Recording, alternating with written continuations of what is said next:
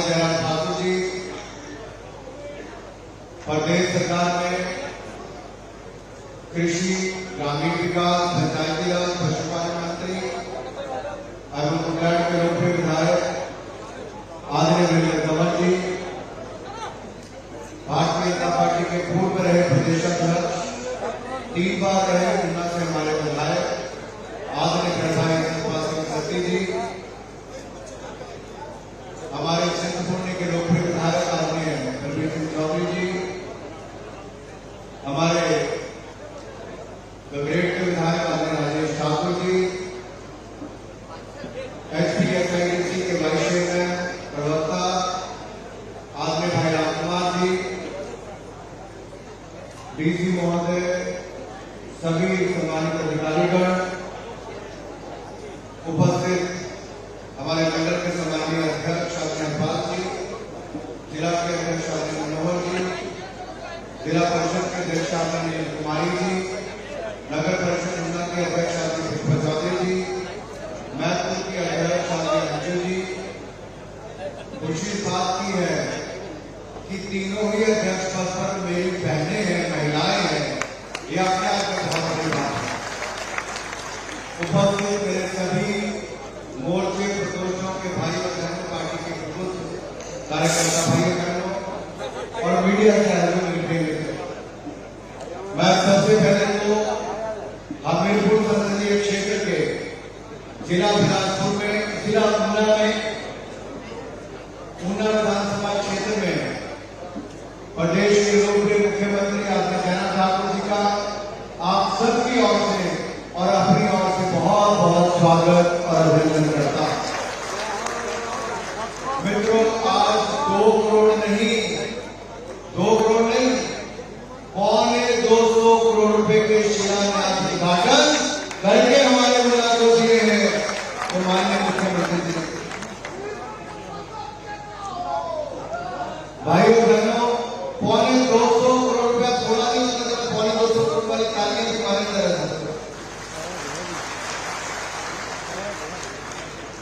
वैसे सती जी पूरा साथ लगाया जाएगा, सती जी मैं पूरा साथ लगाया जाए तो 200 करोड़ से केवल 2 करोड़ ही काट है।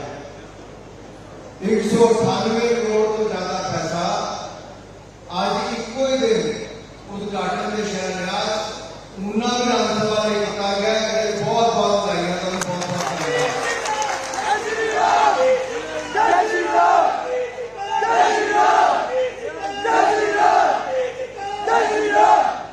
मिनी सेक्रेट 33 करोड़ का, हमारा मदर एंड चाइल्ड अस्पताल जच्चा बच्चा के लिए 28 करोड़ रुपए का, national career service centre 36.29 crore रुपए के, ये तो हमारे दिव्यांगजनों के लिए है, और सर्किट हाउस हमारा 6.78 लाख रुपए का ITI ऊना हो, जिसका ब्लॉक C है, D के 11 करोड़ रुपया, तो फाउंडेशन स्टोर ITI मैथपुर का 8.55 लाख रुपए का। इस तरह से 33 केवी स्टेशन की बात हो वो 7 करोड़ रुपए का, और क्रिटिकल केयर ब्लॉक 24 करोड़ रुपए का, प्रेस भवन 51 लाख रुपए का।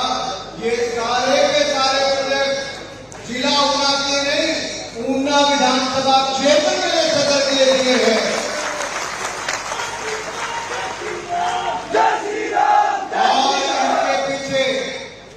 जहां दिए तो आदरणीय जयराम जी और मोदी जी ने हैं, लेकिन मेहनत और प्रयास सतपाल सिंह सत्ती जी के हैं, इसलिए उनको बहुत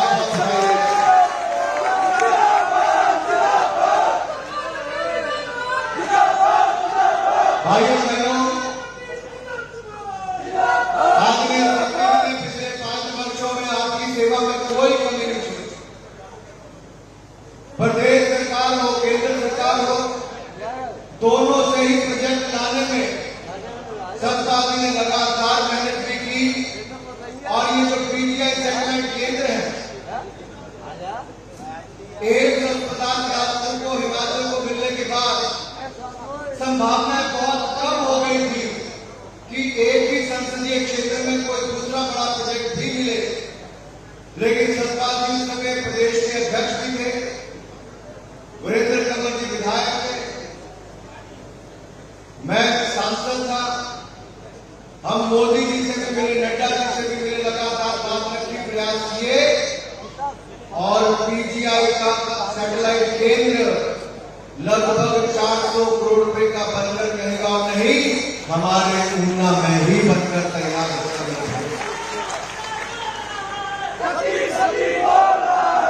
और इसका लाभ ये होगा, हमें चंडीगढ़ नहीं जाना पड़ेगा, हमें टांडा नहीं जाना पड़ेगा, हमें इलाज जहां बच्चा का इलाज 28 करोड़ रुपए का मदर एंड चाइल्ड अस्पताल हमारे जिला ऊना के अस्पताल के साथ मिलेगा, तो सुपर स्पेशलिटी वार्ड हमें पीजीआई के साथ अब चंडीगढ़ नहीं ऊना में ही मिलने वाला है। ये बहुत बड़ी चीज है मेरे भाइयों और बहनों। आप कल्पना कीजिए, आपसे 8 साल पहले हिमाचल प्रदेश में क्या ये प्रोजेक्ट थे जिनकी आज मैं उल्लेख करने वाला था? आईआईटी मंडी के लिए,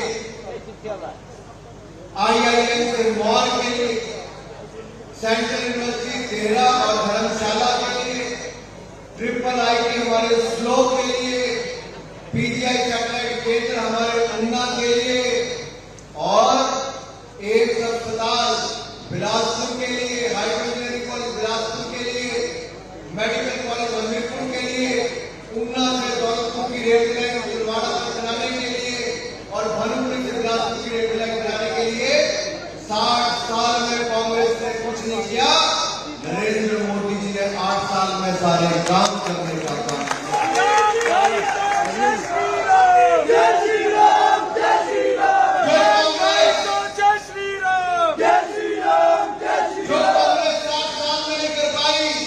भारतीय जनता पार्टी ने 8 साल में करने का काम किया है, तभी तो कहते हैं मोदी है तो क्योंकि नरेंद्र मोदी जी को कहते करके दिखाते हैं। 1 रैंक 1 पेंशन धूमल जी ने पहली बार मुद्दा उठाया, मोदी जी ने पूरा करने का काम किया। स्वास्थ्य एडमिनिस्ट्रेशन धूमल जी ने ऊना में शुरू करवाई और 4 चरण उसके बाद आए, लेकिन अब की बार नरेंद्र मोदी जी ने 1 करोड़ 2 करोड़ 200 करोड़ नहीं, अभी 4 प्रोजेक्ट हमारे, एक जिला ऊना का, एक बिलासपुर का, एक हमारे बिलासपुर का और एक मंडी का, 2400 करोड़ रुपए के प्रोजेक्ट चैनलाइजेशन के मंजूर किए तो नरेंद्र मोदी जी की सरकार ने।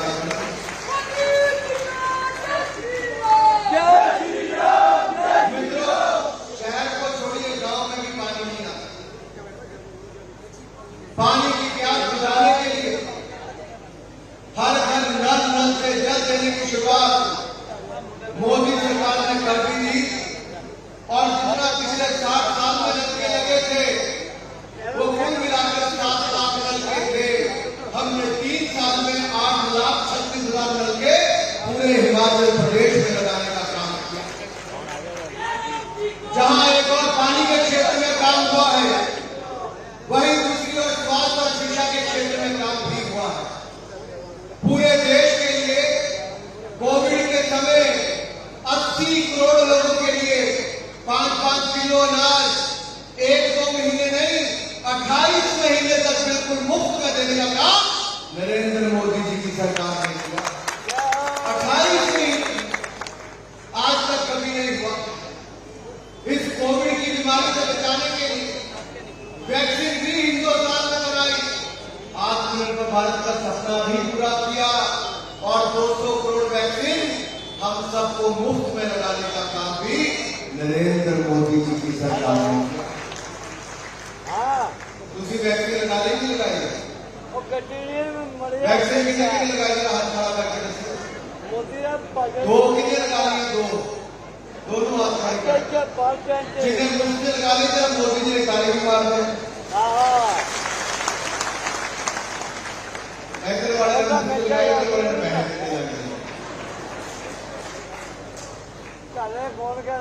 मित्रों, 200 करोड़ वैक्सीन, 80 करोड़ लोगों को अनाज मुफ्त में 28 महीने देना, हर घर को बिजली पहुंचाना, हर गांव को बिजली देना, हर घर को नल से जल देना और 35 करोड़ बैंक खाते खोलना और उसमें से 20 करोड़ महिलाओं के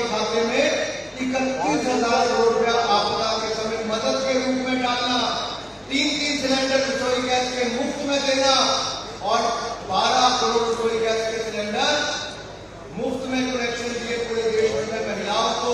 तो जयराम जी की सरकार ने महिला गृहिणी योजना के माध्यम से यहाँ की बहनों को भी रसोई गैस के सिलेंडर देने का, चूल्हा देने का काम किया।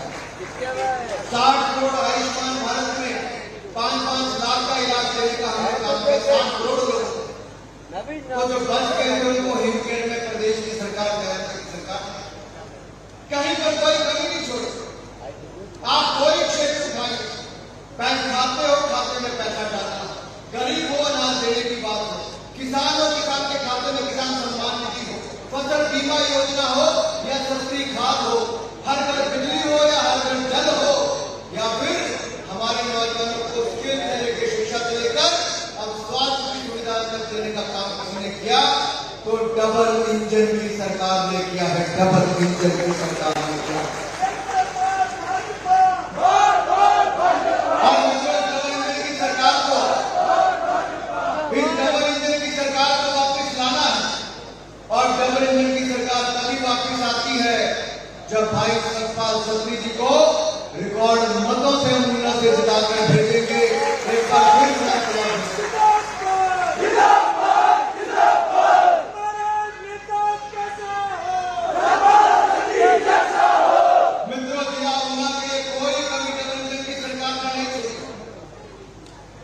अटल बिहारी वाजपेयी जी से प्रेम कुमार धूमल जी ने उस समय औद्योगिक पैकेज मांगा।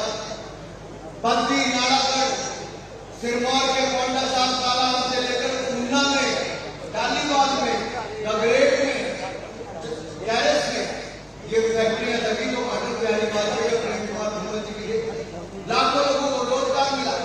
कांग्रेस ने उस औद्योगिक पैकेज को भी कम कर दिया, विशेष राज्य का दर्जा भी छीन लिया था। नरेंद्र मोदी जी की सरकार आई तो हिमाचल प्रदेश को विशेष राज्य का दर्जा वापिस दिया है, तो मोदी सरकार ने दिया। और अब हमारे जिला ऊना में भी, हमारे जिला ऊना को क्या मिला? Bulk drug park. Atal ji के कारण दवाइयों की फैक्ट्रियां लगी थी, अब दवाइयों की फैक्ट्रियों का रॉ मटेरियल बनाने का काम भी कहीं और नहीं, देश में 3 स्थानों पर होगा। और पूरे देश के 750 जिलों में मेरा जिला ऊना भी उसमें होगा। मेरा जिला ऊना भी। भाई जयराम जी हो, प्रदेश की सरकार हो, बहुत मेहनत और प्रयास किए, यहाँ पर समय पर प्रोजेक्ट रिपोर्ट बन कर गई और उसके ऊपर जो काम हो केंद्र सरकार में हमने बार-बार बात, बहुत मुश्किल काम था मित्रों। ये 1500 करोड़ रुपया तो केंद्र देगा, 1100 करोड़ 200 देगा प्रदेश सरकार। ये तो सरकार खर्च करेगी, लेकिन प्राइवेट पार्टियां 20,000 करोड़ रुपया हिमाचल प्रदेश के जिला ऊना में निवेश करेगी और 20 से 30,000 नौकरियां हमारे जिला ऊना में मिलेंगी। ये मोदी सरकार ने करके दिया। ये बहुत बड़ी देन, एक बहुत बड़ा गुण हम सबको उद्योग, ट्रांसपोर्ट और रोजगार के क्षेत्र में मिले। एक के बाद नहीं, बार बार हमारे ऐसी बहुत सारी योजनाएं जिसका लाभ प्रदेश को मिल रहा है। क्योंकि समय कम है, जयराम जी को भी 2 बजे से पहले ऊना छोड़ना है, क्योंकि आज एयरपोर्ट का शोटिंग है और उसके बाद हेलीकॉप्टर उड़ नहीं पाएगा। मैं ज्यादा लंबा नहीं बोलूंगा, लेकिन इतना जरूर कहूंगा, हमारी प्रदेश की सरकार ने, जयराम जी की सरकार ने कहीं कोई कमी नहीं छोड़ी, मोदी जी की सरकार ने कोई कमी नहीं छोड़ी। तो अब जनता का वोट देने का जब समय आएगा तो जिला ऊना की कोई कमी नहीं छोड़ेगा। 5 की 5 सीटों पर कमल खिलाएंगे, फिर डबल इंजन की सरकार बनाएंगे नहीं बनाएंगे? भाइयों बहनों, अगर हमने लगातार इसमें प्रयास किया है कि अगर अपनी ओर से सेवा में कोई कमी ना हो, ये जो रेलवे लाइन कभी केवल ऊना तक थी, इसको अम्बिलवाड़ा से लेकर बनपुर तक पहुंचाने का काम भी किया है और बनपुर से लेकर बिलासपुर का काम भी शुरू किया। तो ये मोदी जी की सरकार में ही हमने करके दिखाया। एक के बाद 5 और नई ट्रेनें शुरू करने का काम किया।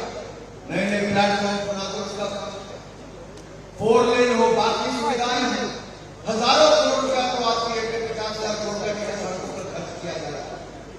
आगे और हो, जब केंद्र से पैसा आता है तो प्रदेश में भाजपा की सरकार होगी तो जन जन तक पहुंचाने का काम किया जाएगा। ज्यादा समय न लेता हुआ एक बार फिर आप सबकी ओर से, जहां एक बार मैं जयराम जी का स्वागत करता हूं, सतपाल सत्ती जी का इन 5 वर्षों में जनता के लगातार समर्पित रहने के लिए और इतने बड़े प्रोजेक्ट लाने के लिए मैं बहुत बहुत धन्यवाद करता हूं। बोले भारत माता की, भारत माता की बहुत बहुत धन्यवाद। जय हिमाचल।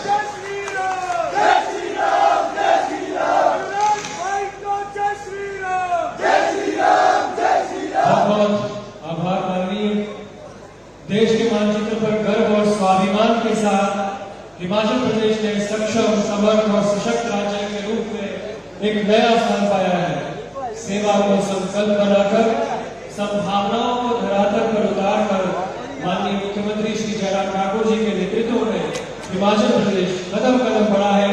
बड़े ही सम्मान के साथ हमारा आग्रह माननीय मुख्यमंत्री श्री जयराम ठाकुर जी से संबोधन के लिए कर ध्वनि के साथ स्वागत करें हम सबकी अखंड ऊर्जा के स्रोत माननीय मुख्यमंत्री जी।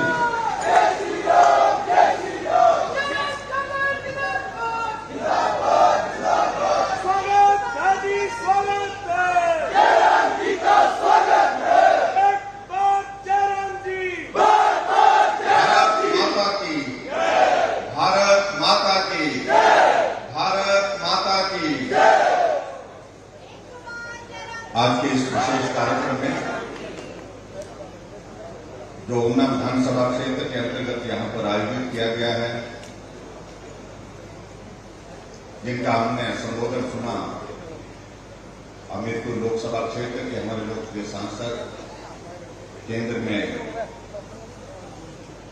मंत्री आदरणीय श्री अनुराग ठाकुर जी, हिमाचल प्रदेश सरकार में मंत्री श्री वीरेंद्र कंवर जी,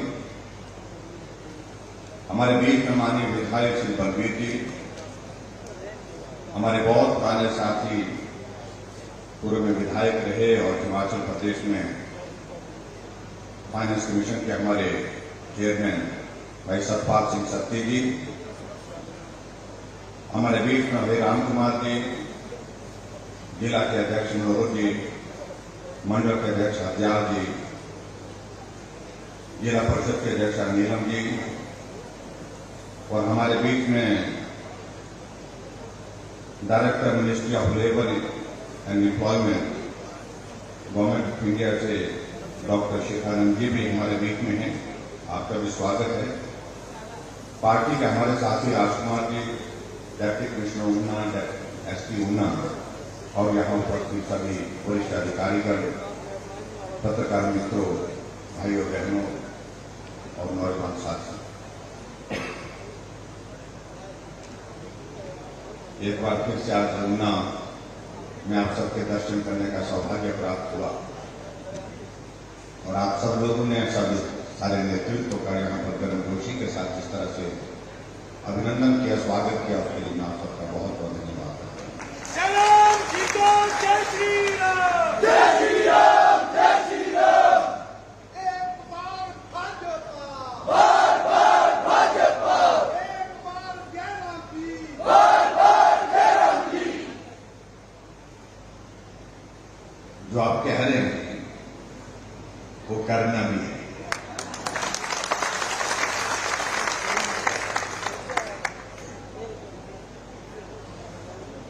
आप सबके आशीर्वाद से हिमाचल प्रदेश में सरकार का नेतृत्व करने का अवसर प्राप्त हुआ और मुझे इस बात की प्रसन्नता है कि अपने राष्ट्रीय नेतृत्व आदरणीय नरेंद्र भाई मोदी जी, आदरणीय अमित शाह जी, जगत प्रकाश नड्डा जी, उन सबके आशीर्वाद से और आप सबके सहयोग से हमारा 5 वर्ष का कार्यकाल पूरा होने जा रहा है, जहां ऊना विधानसभा क्षेत्र के भाई बहनों का भी मैं हृदय से आभार व्यक्त करना चाहूंगा कि आप भी चट्टान की तरह साथ देते रहे, सहयोग देते रहे और आज हमारा 5 वर्ष का कार्यकाल पूरा होने की दिशा में आगे बढ़े।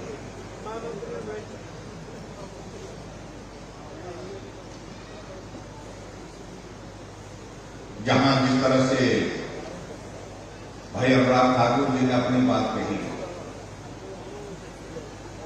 कि देश आजादी के 75 वर्ष पूर्ण करने के बाद अमृत महोत्सव मना रहा है। हमारे देश के यशस्वी प्रधानमंत्री नरेंद्र मोदी जी का काम करने का तरीका कुछ इस तरह का है, हट करके सोचना, हट करके बोलना, हट करके करना और कुछ नया करना और कुछ बड़ा करना। ऐसा हमेशा उनका एक प्रयत्न रहता है।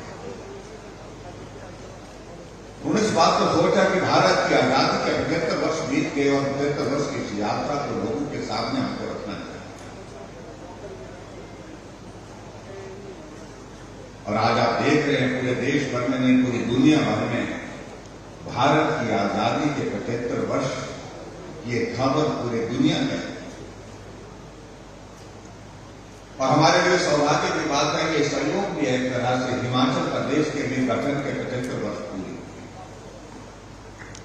और 75 वर्ष की इस यात्रा में हमने भी बहुत सारे कार्यक्रमों का तय किया था। हमने कहा था कि ये करेंगे, वो करेंगे, ऐसे बहुत सारी योजना बनाई, लेकिन चुनाव बहुत नजदीक होने की वजह से हमने कहा सारे कार्यक्रम छोड़ करके हम सिर्फ एक कार्यक्रम करेंगे पूरे प्रदेश पर और हर विधानसभा क्षेत्र में उस कार्यक्रम को करेंगे। और वो कार्यक्रम हमने ये तय किया कि अगर हिमाचल अगर 75 वर्ष की इस यात्रा में यहां पहुंचा है तो उसमें हिमाचल प्रदेश के मेरे भाई बहनों का बहुत बड़ा योगदान है। हम नेता लोग मंच पर बैठते हैं, एक वक्ता खड़े होते हैं, वो कहते हैं कि ये इन्होंने किया, हमारे नेता ने किया, हमारे नेताओं ने किया। दूसरी पार्टी आती है तो दूसरी पार्टी के लोग बोलते हैं कि हमारे नेताओं ने किया। स्वाभाविक रूप से अलग अलग समय में जो नेतृत्व हिमाचल प्रदेश में रहा उनका भी योगदान रहा, लेकिन हमने कहा कि हम नेताओं का धन्यवाद तो मंच पर से हो जाता है, लेकिन हिमाचल को यहां पहुंचाने में जिस जनता ने काम किया है, जिन लोगों ने काम किया है, उनको धन्यवाद करने की रस्म आज तक हुई है हिमाचल प्रदेश में।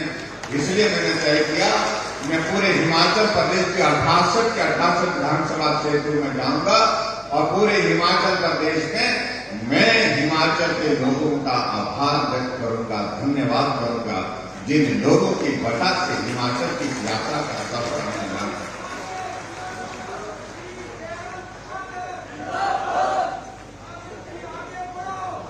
हमारे कांग्रेस के लोग हमसे पूछने लगते हैं कि भाई ये क्या चल रहा है, बड़े बड़े तंबू लग रहे हैं।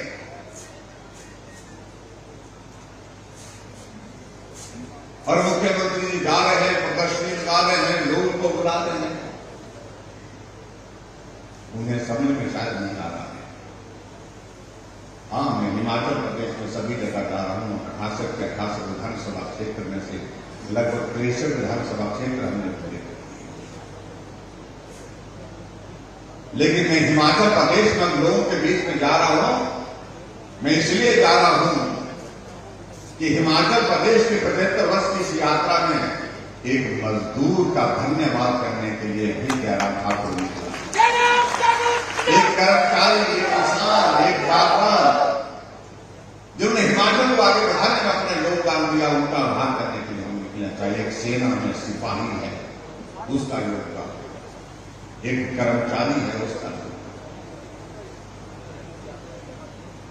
हमने उनको कहा कि अगर आप इस अभियान में हमारे साथ में शामिल होना चाहते हैं, आपका भी स्वागत है।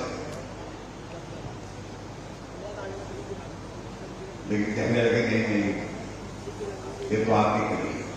हमने कहा तो हमें करने दीजिए, हम तसल्ली से करना चाह रहे हैं, अच्छी तरह से करना चाह रहे हैं।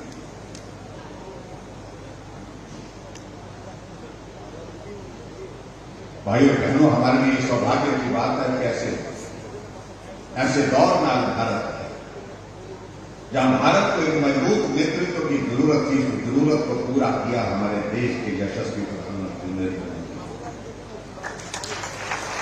निर्णय करने वाला भारत, आगे बढ़ता हुआ भारत, मजबूत भारत, देश के अंदर संदेश, देश के बाहर संदेश, दुनिया भर में यही संदेश। और ऐसा नेतृत्व जो हिमाचल को बहुत प्यारा है। हिमाचल के लोगों के साथ उसका संदेश होगा। अभी आपने देखा होगा बिलासपुर के लुलू के मैदान में आज, और लुलू के मैदान में अपनी पुरानी यादों से ताजा किया। ये बिलासपुर की सड़कों में, बिलासपुर की गलियों में हम घूमते थे। अडवाणी जी की यात्रा, जब रथ यात्रा आई थी तो आप उस यात्रा में सहभागी, और जब हमने उनको सम्मानित करने के लिए हिमाचल की ओर से, जिसको नरसिंहा बोलते हैं, हमारे जो पहाड़ी भाषा में आपके यहाँ पर क्या बोलते हैं उसको, जो यंत्र होता है बजाने के लिए, रणभेरी जिसको बोलते हैं, युद्ध की शुरुआत जिसको बोलते हैं, भी उसके एक संदेश जाता है। हमने उनके हाथ में दिया, लेकिन कभी कल्पना नहीं की थी कि वो उसको, उस वाद्य यंत्र का जो है वो पूरा जो है लोगों के सामने उसको, उसमें जो है पूरा पूरी ताकत के साथ उसकी आवाज निकालने में सब वो लोग ने पूरी जोर से जो है उसमें वहां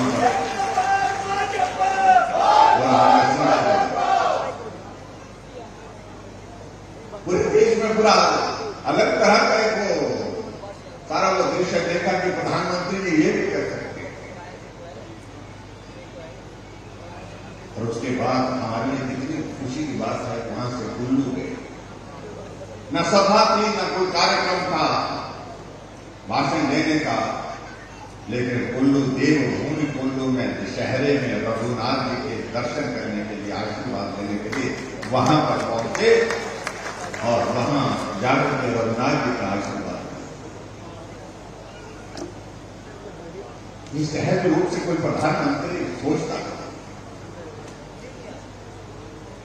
अगर प्रधानमंत्री नरेंद्र मोदी जी हिमाचल के शिमला आते हैं तो माल रोड पर पैदल निकल पड़ते हैं।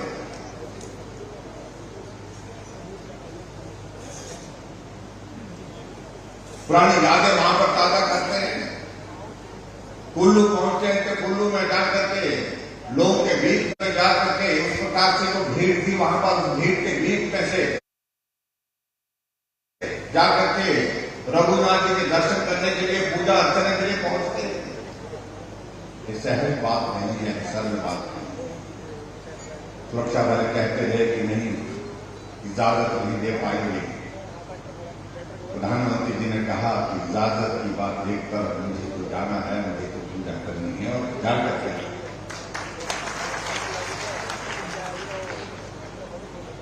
जहां तक काम की बातें कहें हम,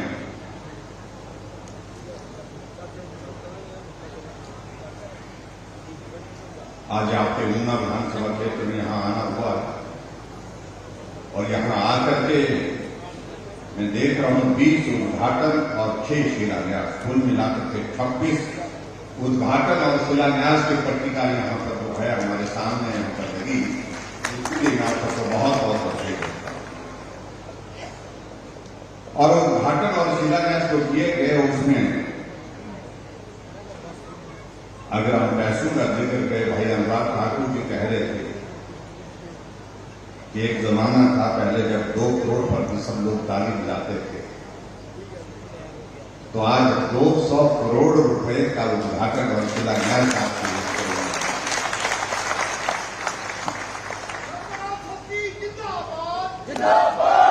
और ये सारे आपके इस क्षेत्र के विकास के लिए 200 करोड़ रुपए के उद्घाटन और शिलान्यास आपके ऊना विधानसभा क्षेत्र के लिए हैं। और ये ताली आपकी अपने लिए होनी चाहिए, जोर से होनी चाहिए, सभी जरूरी है।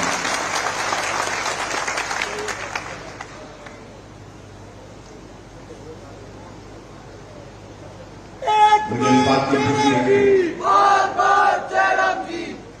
भाई सतपाल सिंह सत्ती जी, आपकी सेवा में इस प्रकार लगे रहते हैं। मैं कभी बोलता हूं इनको शिमला आओ तो मालूम पड़ता है कि ऊना में कहीं कार्यक्रम में है, व्यस्त है। हम कहते हैं कि ऊना को इतना का छोटा सा आपका विधानसभा क्षेत्र शायद हिमाचल प्रदेश में क्षेत्रफल के हिसाब से सबसे छोटा क्षेत्र है। सारी विधानसभा क्षेत्र 4-5 किलोमीटर के दायरे में सीमित हो जाए, लेकिन उसके बावजूद हर गली में हर घर में तक जाना, लोगों की समस्या को सुनना, उनके समाधान के लिए लगातार प्रगतिशील रहना, ये अगर कोई कर रहे हैं तो हमारे सतपाल सिंह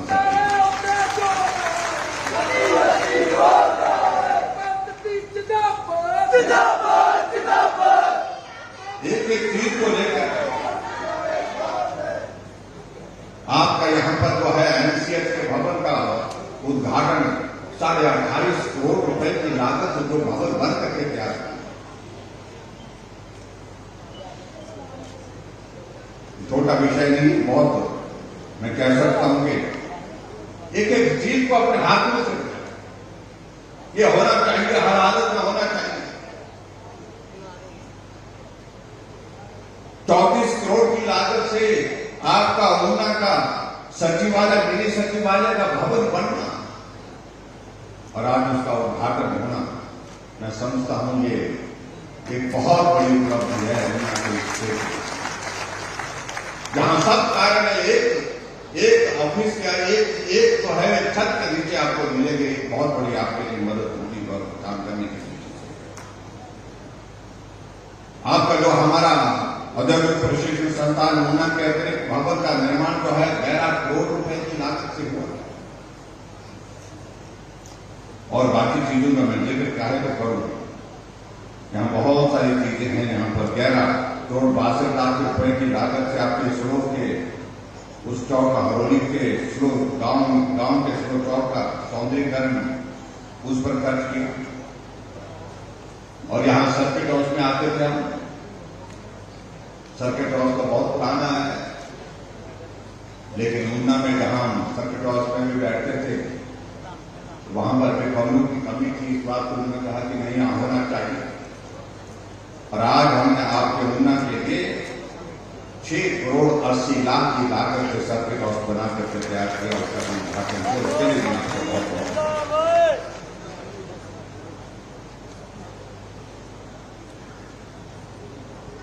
लेकिन सबसे बड़ी बात यह है कि ये सारा अगर हो रहा है, अगर आपके विधानसभा क्षेत्र के अंतर्गत 26 उद्घाटन और शिलान्यास के कार्यक्रम हो रहे,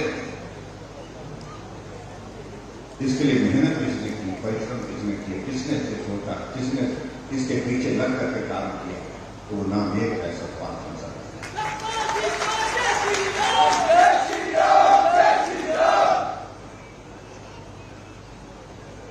भाइयों बहनों, जहां हिमाचल प्रदेश सरकार कर रही है,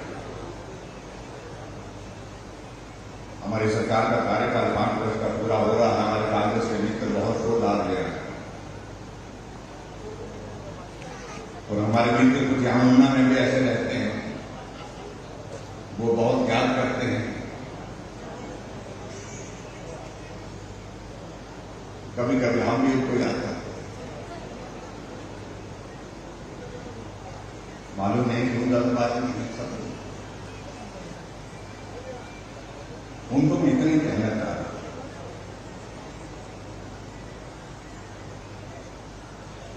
कुछ बचा नहीं इस बात में। इनके नेता एक यात्रा पर निकले हैं, कौन सी यात्रा है वो?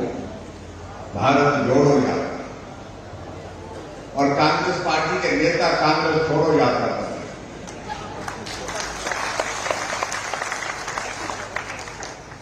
वो भारत जोड़ो के लिए जाकर के केरल में घूम रहे हैं, गोवा में 8 विधायक कांग्रेस छोड़ करके भारतीय जनता पार्टी में शामिल। वो केरल में पदयात्रा कर रहे हैं,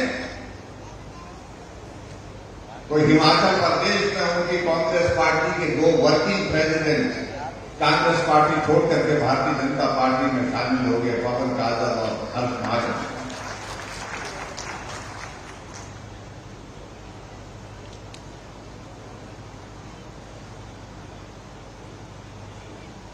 जब इन मित्रों से पूछा पत्रकारों ने कि कांग्रेस पार्टी क्यों छोड़ी, उन मित्रों ने कहा एक सामान्य आदमी भी समझ सकता है कि अब कांग्रेस वो पार्टी बन चुकी है ना उसमें प्रदेश का किसी का भला कर सकती है, ना देश का भला कर सकती है, ना समाज का भला कर सकती है। तो ऐसे में जिस पार्टी का भविष्य समाप्त हो उस पार्टी में रहकर के करेंगे।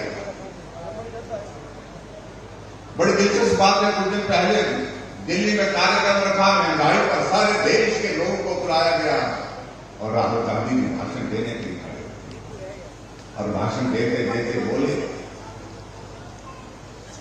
कि आटा जो है 40 रुपए लीटर हो गया। आप कल्पना कर सकते हैं कि ऐसा भी नेतृत्व है जिसको देश का प्रधानमंत्री बनाने के लिए कुछ लोग कल्पना करते हैं, जिनको अभी तक ये मालूम नहीं है कि आटा किलो के हिसाब से मिलता है या लीटर के हिसाब से मिलता है। और इसलिए कांग्रेस के नेताओं ने कहा कि गलत है, वक्त पर ही करना चाहिए। और इसलिए पूरे देश भर में आप देख रहे हैं, चाहे गुलाम नबी आजाद है वो भी आजाद हो गए। एक नहीं अनेक लोग कांग्रेस पार्टी छोड़ करके भारतीय जनता पार्टी में शामिल हो गए। और अभी मैं उसमें ज्यादा कुछ कहना नहीं चाह रहा हूं। अभी सुरेश चंदेल जी भी जो आपके सांसद है वो भी भारतीय जनता पार्टी में शामिल हो गए। लेकिन मैं एक बात तो कहना चाहता हूं कि आदरणीय प्रधानमंत्री नरेंद्र मोदी जी जब बिलासपुर आए तो उन्हें हिमाचल प्रदेश के विकास के लिए एक एक चीज जो हिमाचल के लिए उन्होंने दी, उन्होंने किया। बहुत सारी चीजों कर दी। भाई अनुराग ठाकुर जी ने यहां पर कहा all India medical institute, PGI satellite PGI का यहां ऊना का सेंटर, रेलवे लाइन को आगे बढ़ाने की बात, 4 लेन को आगे बढ़ाने की बात, एयरपोर्ट बनाने की बातें। बल्क फार्मा का बहुत बड़ा एक प्रोजेक्ट ऊना वालों को मिला है भाई, उसके लिए तो जोरदार तालियां आपको बजाना है।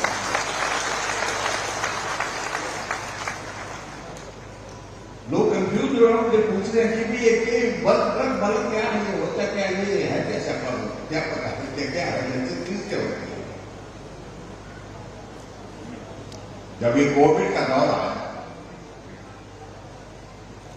तो मालूम पड़ा जितनी भी हमारी दवाइयां बनती हैं उसमें से 95% जो है रॉ मटेरियल हम चाइना से इम्पोर्ट करते हैं। भले ही दवाई भारत में बनती है लेकिन उसको बनाने के लिए जो मटेरियल चाहिए वो चाइना से। और चाइना में उस तरह के हालात पैदा हो गए तो उस वक्त वो मटेरियल कीमत में कई गुना ज्यादा महंगा हो गया और कुछ जगह मिलना था। ऐसी परिस्थिति में आदरणीय प्रधानमंत्री जी ने इस बात को लेकर के सोचा कि हम चाइना पर कब तक निर्भर रहेंगे। आत्मनिर्भर भारत की अगर बात कहते तो हमको स्वाभाविक रूप से इसके लिए काम करना होगा। उन्होंने कहा क्या भारत 135 करोड़ का भारत अपने पांव पर खड़ा हो नहीं सकता? क्या हम ये सारी चीजें अपने देश के अंदर पैदा नहीं कर सकते? और उन्हें अधिकारियों के साथ सारे विषय को लेकर के चर्चा की, नेतृत्व के साथ चर्चा की और तय किया कि हम भारत के अंदर 3 वर्ग तक पार्क बनाएंगे और जिसमें हमको चाइना पर निर्भर ना रहना पड़े ऐसी स्थिति हम अपने भारत के अंदर पैदा करेंगे। जो भी मटेरियल दवाई के लिए चाहिए वो भारत के अंदर ही हमको उपलब्ध हो। इस बात को और 3 वर्ग तक पार्क मिले और उसमें पहले नंबर पर हिमाचल प्रदेश पहले नंबर। अगर वर्ग तक का पार्क मिला, अगर वो पार्क मिला भी है, कहां मिला है? ऊना जिले के अंदर मिला है, जिले में, जिसमें 1,000 करोड़ रुपए आदरणीय प्रधानमंत्री नरेंद्र भाई मोदी जी हमारे लिए मदद करेंगे। और उसके बाद आने वाले समय में जब ये बल्क फार्मा का पार्क हमारा पूरा भर करके होगा, क्या होगा? 20,000 से ज्यादा नौजवानों को रोजगार यहां पर मिलेगा और लगभग 50,000 करोड़ के लगभग जब पूरा बन जाएगा आने वाले समय में 50,000 करोड़ रुपए का इन्वेस्टमेंट यहां पर होगा। आप कल्पना कर सकते हैं कि ऊना की और पूरे हिमाचल की तस्वीर किस प्रकार है। लेकिन केवल विचित्र बात सुनने को मिलती है। पहले तो कहते थे ये होगा नहीं, ये होगा ही नहीं। जब हो गया तो कहा कि ये सपना तो हमने देखा, इसके लिए औपचारिकता हमने पूरी की। आप कल्पना करिए इस बल पर फार्मा पार्क को रोकने के लिए लोग हाई कोर्ट तक पहुंचे और हाई कोर्ट में इस बात को लेकर के तर्क दिया गया कि वहां भालू रहते हैं, वो भालू का क्या होगा, वो कहां जाएंगे। हमने कहा जितने भी हैं उनको एक भालू को हम सुरक्षित रखेंगे, जान में रखना होगा, लेकिन बल पर फार्मा का पार्क ऊना में ही बनेगा। और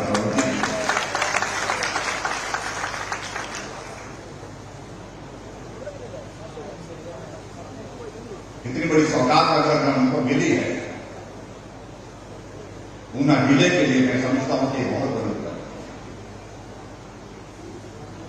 इसलिए मैं आप सबके बीच में से यही कहना चाह रहा हूं, बहुत कुछ मिला है, बहुत कुछ मिला है, बहुत कुछ किया है। कोविड होने के बावजूद किया है विधानसभा क्षेत्र में, पूरे हिमाचल प्रदेश। हमेशा हमारे कांग्रेस के लोगों को एक बात को लेकर के कहना होगा कि मुख्यमंत्री उद्घाटन कर रहे हैं, शिलान्यास कर रहे हैं। हम कर रहे हैं। अगर उद्घाटन और शिलान्यास के काम हम सरकार में हैं, सत्ता में हैं, हम नहीं करेंगे क्या? तो उनको निमंत्रण देंगे कि तुम आओ, तुम आओ।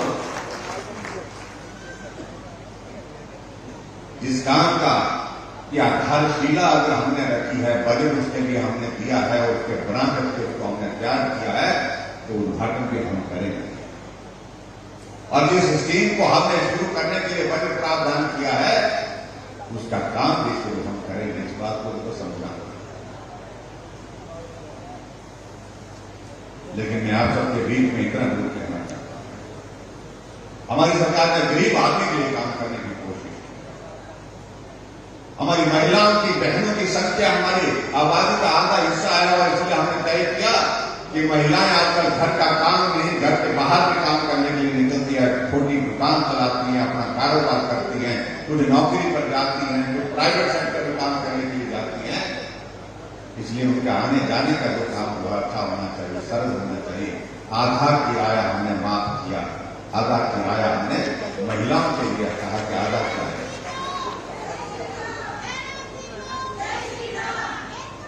कई लोग कांग्रेस के लोग टिप्पणी करने लगे, आधा किराया आपने माफ कर दिया, आपने खुद खोल बढ़ा दिया। और मैंने कहा कि मुझे इस शब्द पर कड़ी आपत्ति है। महिलाओं को, हमारी माताओं बहनों को अगर वो कोई शब्द आपने इस्तेमाल किया, इसका भुगतान भी आपको आने वाले चुनाव में, विधानसभा के चुनाव में करना पड़ेगा। हम हिमाचल में बिजली पैदा करते हैं, हमने 125 यूनिट बिजली का हिमाचल प्रदेश के लिए 0 बिल के साथ इसका प्रावधान किया। और आप कल्पना कर सकते हैं, मैं दावे के साथ कह सकता हूं, जितने भी लोग यहां पर बैठे हैं, दावे के साथ कह सकता हूं कि आप सबका बिल आया होगा, लेकिन कितना? 0 बिल। जिसका कारोबार है, जिसका काम धंधा है, बिजली से करने वाला तो बात अलग हो सकती है, अन्यथा सबका 0 बिल। इसलिए बहुत सारी चीजों को लेकर हम कह सकते हैं, लेकिन मुझे तो एक चीज को लेकर के आप सबके बीच में कहनी है। तो हम हिमाचल प्रदेश में कह रहे हैं कि रिवाज की बात करें। रिवाज पूरे देश में बदल गया भाई। अब हमने इस रिवाज को हिमाचल प्रदेश में भी बदलना है। और मैंने बिलासपुर में भी इस बात का जिक्र किया प्रधानमंत्री जी के समक्ष कि उनके आशीर्वाद से पूरे देश भर में रिवाज बदला है। जहां भाजपा की सरकारें नहीं होती थी, वहां भाजपा की सरकारें बन गई। जहां भाजपा की सरकारें बन करके चलती थी, 5 वर्ष के बाद फिर से सरकार नहीं बनती थी, वहां फिर भाजपा की सरकारें 5 वर्ष के कार्यकाल पूरा करने के बाद सत्ता में आ रही। चाहे वो उत्तराखंड की बात है, जब से उत्तराखंड बना है तब से वहां पर एक ही चीज होती थी, हर 5 वर्ष के बाद बदल जाती थी। लेकिन अब की बार आपने देखा कि 5 वर्ष का कार्यकाल पूरा होने के बाद फिर भाजपा की सरकार उत्तराखंड में बनी। उत्तर प्रदेश में 37 वर्षों से हर 5 वर्ष में सरकार बदल जाती थी, लेकिन अब की बार योगी जी के फिर योगी किया। मणिपुर में, गोवा में फिर भाजपा की सरकार। हमारा पड़ोस का राज्य तो हमारे साथ लगता है। हरियाणा में 2014 के बाद 2019 तक भाजपा की सरकार, 19 में फिर चुनाव होते हैं, फिर भाजपा की सरकार। और गुजरात में पिछले 30 वर्षों से भाजपा की सरकार। जब पूरे देश भर में इस तरह का दौर चला है, तो हिमाचल में भी इस दौर को दोहराना है। इस बात को लेकर इसलिए मैं आप सबके बीच में यही कहना चाह रहा हूं कि अब की बात तो हमने बात कही है कि ये जो रिवाज हिमाचल में भी बना है, हर 5 वर्ष के बाद सरकार बदल जाती है। आपकी बार इस रिवाज को बदलेंगे, निश्चित रूप से बदलेंगे। और भाजपा की सरकार है, फिर भाजपा की सरकार हिमाचल प्रदेश में बनाएंगे। इसके लिए आप सबका आशीर्वाद चाहिए, आप सबका सहयोग चाहिए, शुभकामनाएं चाहिए। आज के इस कार्यक्रम में आप बड़ी संख्या में यहाँ पर पहुंचे, आप सबका बहुत बहुत अभिनंदन, आप सबका बहुत बहुत धन्यवाद। और यहाँ भाई सतपाल सत्ती जी ने कुछ स्कूलों का जिक्र किया है, और यहाँ पे मुझे लगता है कि स्कूलों की जरूरत तो ऊना में तो होनी चाहिए, होनी नहीं चाहिए।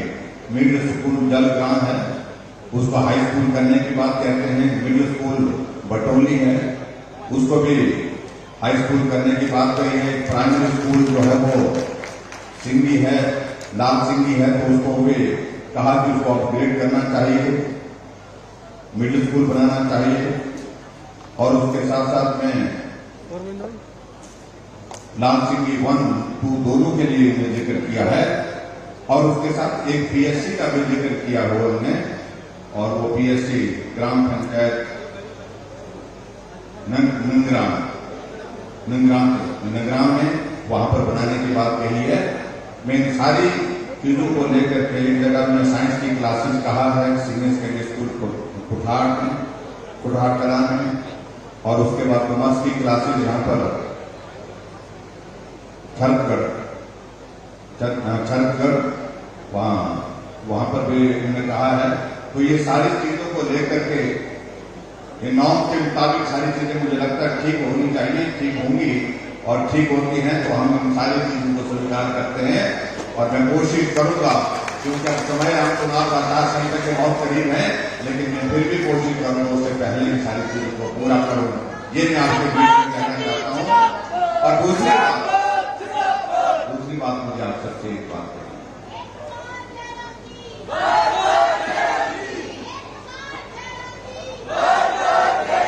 बार गैरम तब हो पाएगा जब ऊना से भाजपा के विधायक हिमाचल की विधानसभा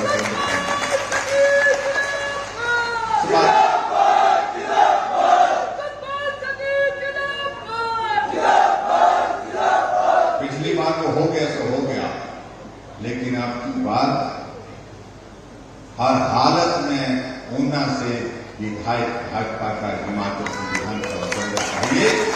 भाई सतपाल सिंह सत्ती ने बहुत काम किए हैं, बहुत चिंता की है, बहुत मदद की है आपकी, और वो सारी बातों को ध्यान में रखेंगे और निश्चित रूप से आपका आशीर्वाद उनको मिलेगा, ऐसा मुझे पूरा भरोसा है।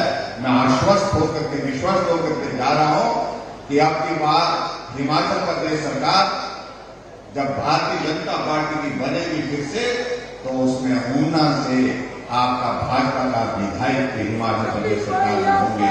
इतना ही है। और आज के इस कार्यक्रम में